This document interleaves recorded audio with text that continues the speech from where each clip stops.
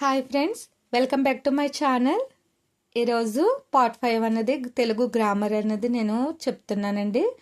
అలాగే ఇక్కడ పార్ట్ 1 నుంచి పార్ట్ 4 వరకు ఎవరైతే రెగ్యులర్గా చూస్తున్నారో వాళ్ళు పార్ట్ 5 అన్నది బాగా అర్థమవుతుంది.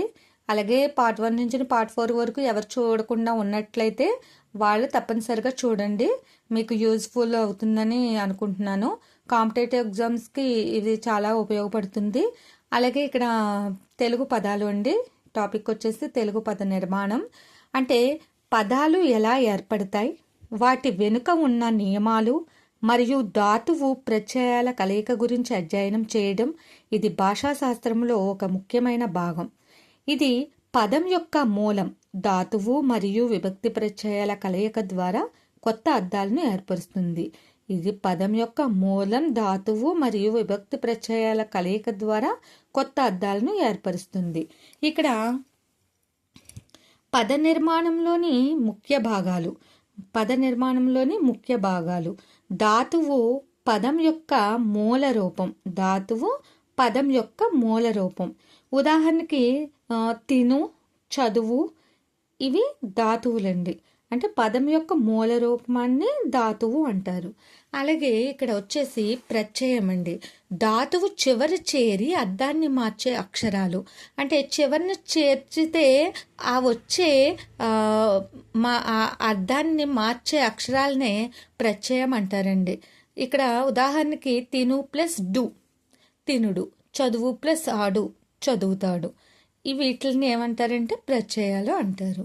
అలాగే సమాసం, 2 లేదా అంతకంటే ఎక్కువ పదాలు కలిసి ఒకే పదంగా ఏర్పడటం.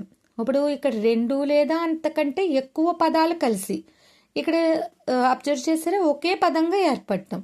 ఇక్కడ చూడండి, రాజు యొక్క ఆజ్ఞ, రాజాజ్ఞ. అంటే ఇది ఒకే వర్డ్ అండి, అంటే ఒకే పదం. ఇక్కడ రాజు యొక్క ఆజ్ఞ అంటే రెండు లేదా అంతకంటే ఎక్కువ కూడా అవ్వచ్చు, ఒకే పదంగా ఏర్పడుతుంది. దాన్ని సమాసం అంటారు. అలాగే ద్విరుక్తం అంటే ఏంటంటే ఒకే పదం 2 సార్లు రావడం.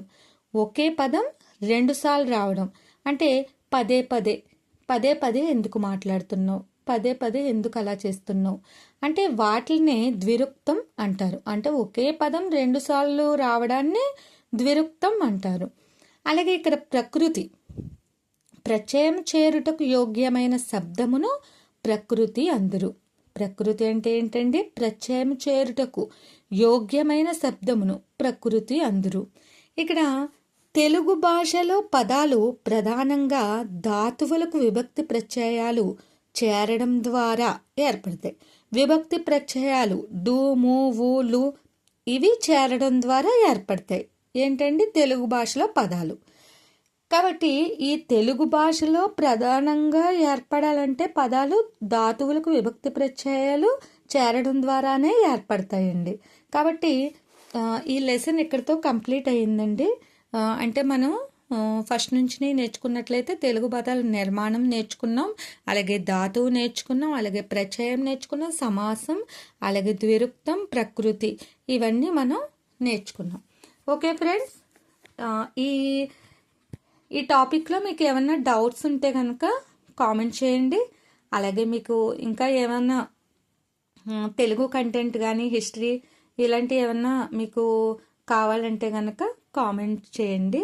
అలాగే నా ఛానల్ని కొత్తగా చూస్తున్న వాళ్ళు సపోర్ట్ చేయండి నాకు. అలాగే సబ్స్క్రైబ్ చేసి లైక్ చేయండి, షేర్ చేయండి. బాయ్.